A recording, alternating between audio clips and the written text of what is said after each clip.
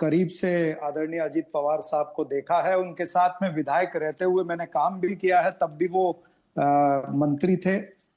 मैं सर्वप्रथम श्रद्धांजलि अर्पित करना चाहता हूं अपनी पार्टी की तरफ से।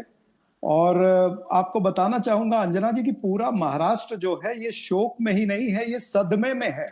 आज ऐसा सदमा लगा है कि विश्वास नहीं हो रहा है कि अजीत दादा एकदम से जा सकते हैं इस तरह से।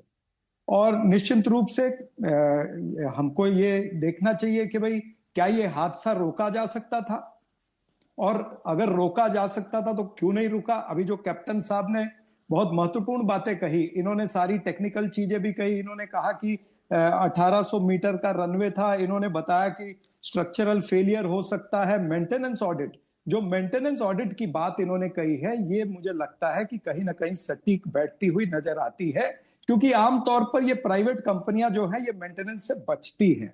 और इसी से इससे पहले भी हुआ ना, देखिए गोपीनाथ मुंडे जी का भी इसी तरह से हादसा हुआ था, विनायक मेटे जी का हुआ, जनरल बिपिन रावत जी का हुआ।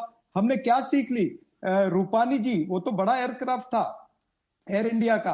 तो कहीं ना कहीं सरकार को संजीदगी से काम करना पड़ेगा। कहीं ना कहीं ये जो प्रोटोकॉल्स हैं, चाहे वो एविएशन सेफ्टी प्रोटोकॉल हो, चाहे वो एयर ट्रैफिक कंट्रोल हो, अभी इसमें एयर ट्रैफिक कंट्रोल का बहुत महत्वपूर्ण रोल है कि भाई जब वो लैंड हो रहा था तो एयर ट्रैफिक कंट्रोल के क्या सिग्नल आ रहे थे, क्या कोऑर्डिनेशन चल रही थी, ये सारा अब उस ब्लैक बॉक्स से पता चलेगा।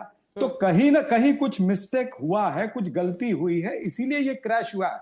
विजिबिलिटी का कोई विषय नहीं था जो बिल्कुल। और वीएसआर आप तो चरण सिंह सापरा साहब के कांग्रेस पार्टी से है। कांग्रेस पार्टी के अनेकों दिग्गज नेता, जिसमें सबसे ज्यादा अगर एक सेकंड में सोचिए तो माधवराव सिंधिया का नाम आता है, राजेश पायलट जी का नाम आता है, वाईएसआर रेड्डी का नाम आता है, अनेकों ऐसे नेता हैं। और मतलब संजय गांधी जी के वक्त से अनेकों ऐसे एक्सीडेंट्स हुए हैं।